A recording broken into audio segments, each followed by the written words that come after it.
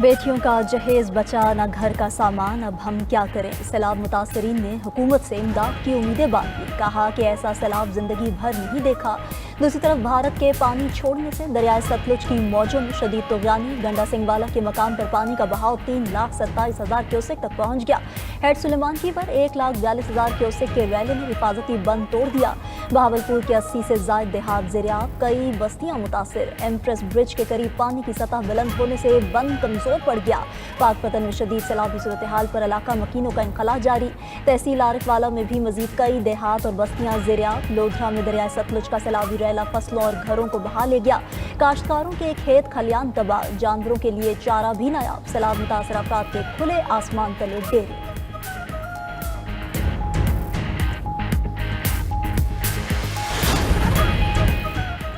दरिया चनाब में 5 लाख क्यूसेक के सैलाबी रिले से खतरा बरकरार। चिन्योट के करीब दरिया चनाब में इंतहाई ऊंचे दर्जे का सैलाब।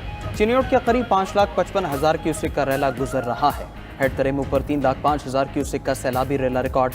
18,000 में पानी की आमद 3,48,000 क्यूसेक रिकॉर्ड। निशेबी इलाकों के सैकड़ों देहात ज़ेरियाब आ गए। राबिता मुनक़ता। खानकी हेड कादिराबाद में पानी की सतह मुसलसल बुलंद।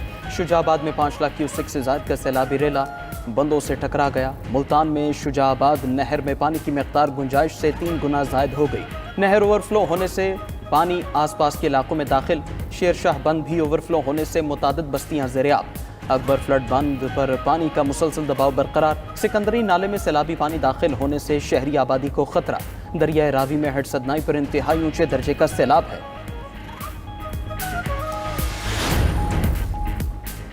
रावलपिंडी में बानी पीटीआई की बहन अलीमा खान को अंडा मार दिया गया। अलीमा खान को अंडा दाहगल नाके पर मीडिया टॉक के दौरान मारा गया। वाक़े के बाद अंडा मारने वाली खवातीन अपनी गाड़ी में जाकर बैठ गईं। पीटीआई कारकुनों ने गाड़ी को घेरे में ले लिया। पुलिस ने मौके पर बीच बचाव करा के दोनों खवातीन को हिरासत में ले लिया। रावलपिंडी पुलिस ने दावा किया कि अलीमा खान पर अंडा फेंकने वाली खवातीन का ताल्लुक पीटीआई से है। खवातीन ने सवालात का जवाब न देने पर अलीमा खान की तरफ अंडा फेंका। पीटीआई के खातून वकील ने वाक़े के खिलाफ इंदराज मुकदमा की दरख्वास्त दी। दूसरी तरफ मीडिया से गुफ्तगू में अलीमा खान बोली, हमें फिक्र नहीं हम पर कोई हमला करे, हमें पता है ऐसा होगा, लोग जुल्म कबूल नहीं करेंगे।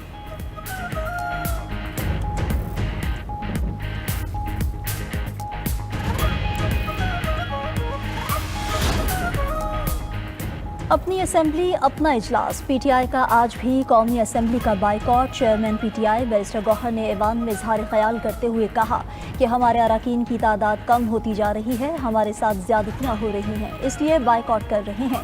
एनडीएमए ने भी वो काम नहीं किया जो करना चाहिए था। स्पीकर अयाज सादिक ने कहा कि एनडीएमए ने बेहतरीन काम किया है, काश आप वहां जाकर ब्रीफिंग लेते। कोरम की निशानदेही पर अयाज सादिक ने कहा कि आपको कौमी मसाइल और इश्यूज से कोई सरोकार नहीं। वज़ीर कानून आज़म नज़ीर तारड़ की पीटीआई अरकान पर तनकीद। कहा सियासत बराए सियासत न करें, कुदरती आफात से निपटना इंसान के बस में नहीं होता। हुकूमत और इदारे सैलाब मुतासरीन की मदद के लिए दिन रात कोशां हैं।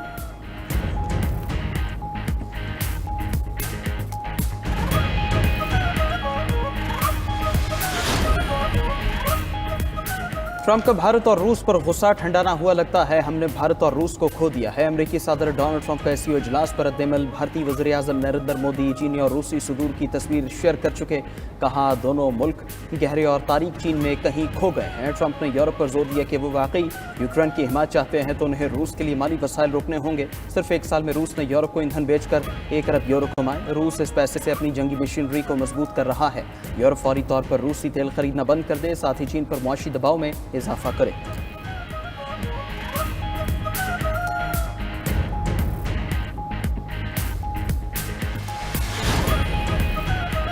जस्टिस मंसूर अली शाह ने चीफ जस्टिस सुप्रीम कोर्ट को एक और खत लिख दिया। 7 सफ़ात पर मुश्तमिल खत में चीफ जस्टिस पाकिस्तान के सामने सवालात रखे गए। जस्टिस मंसूर अली शाह ने पहला सवाल किया कि practice and procedure act committee का इजलास क्यों नहीं बुलाया गया। दूसरा सवाल सुप्रीम कोर्ट रूल्स 1980 में तरामीम पर फुल कोर्ट इजलास के बजाय सर्कुलेशन के जरिए मंजूरी क्यों की गई। तीसरा सवाल इख्तलाफी नोट को जारी करने से मुताल्लिक पॉलिसी में तब्दीली के लिए इनफरादी तौर पर मुशावरत क्यों नहीं की गई। चौथा सवाल जजेस की छुट्टियों पर जनरल ऑर्डर क्यों जारी किया गया। पांचवा सवाल 26वीं तरमीम पर फुल कोर्ट क्यों तश्कील नहीं दिया गया। छठा सवाल जजेस की खुद मुख्तारी के बजाय इन्हें कंट्रोल्ड फोर्स के तौर पर क्यों परवान चढ़ाया जा रहा है। जस्टिस मंसूर अली शाह ने खत में मौक़िफ़ इख्तियार किया कि आपको मुतादिद खतूत लिखे लेकिन कोई तहरीरी और ज़ुबानी जवाब नहीं मिला।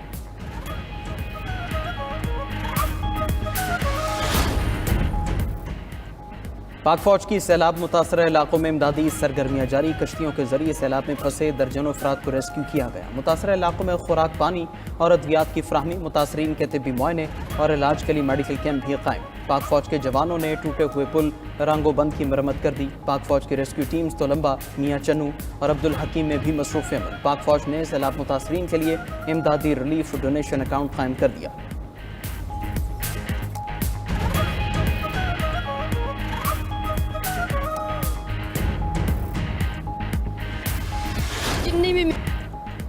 برطانوی نائب وزیر اعظم انجلا رینر عہدے سے مستعفی۔ خبر ایجنسی کے مطابق انجلا نے جائیداد کی خریداری میں ٹیکس بچانے کا اعتراف کیا تھا۔ وزیر اعظم کیئر سٹارمر کے حکم پر واقعے کی تحقیقات جاری تھیں۔ دوسری طرف برطانوی وزیر خارجہ ڈیوڈ لیمس سے وزارت واپس لے کر نائب وزیر اعظم مقرر کر دیا گیا۔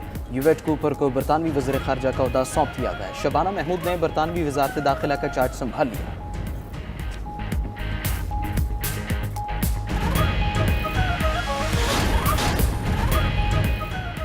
بھارت میں جرائم پیشہ افراد میں وزارتوں کی بندربانٹ۔ بھارتی تحقیقاتی ادارے کے مطابق ملک میں 47% وزراء کو مجرمانہ مقدمات کا سامنا ہے۔ بھارتی وزراء پر قتل، اغوا اور خواتین کے خلاف جرائم جیسے سنگین الزامات ہیں۔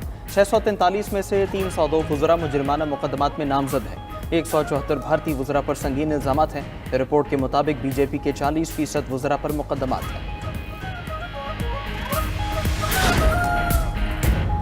اور آسٹریلیا نے غیر ملکیوں کو دوسرے ممالک بھیجنے کا قانون پاس کر لیا۔ قانون کے تحت غیر ملکیوں کو خصوصاً چھوٹے جزیروں میں بھیجا جائے گا۔ $2.5 ارب کی لاگت سے غیر ملکیوں کو ناورو میں بسایا جائے گا۔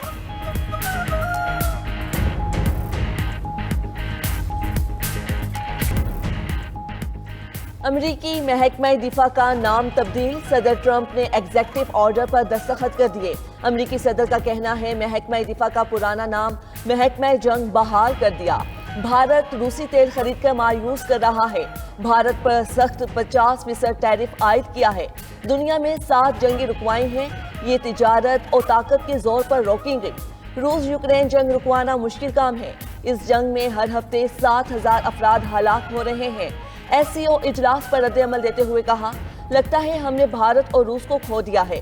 دونوں ملک گہرے اور تاریک چین میں کہیں کھو گئے ہیں۔ حماس نے قیدیوں کو نہ چھوڑا تو صورتحال خطرناک ہو جائے گی۔ غزہ میں اسرائیلی دہشت گردی کا سلسلہ نہ تھما۔ صہیونی فوج کی بمباری سے غزہ میں مزید 44 فلسطینی شہید۔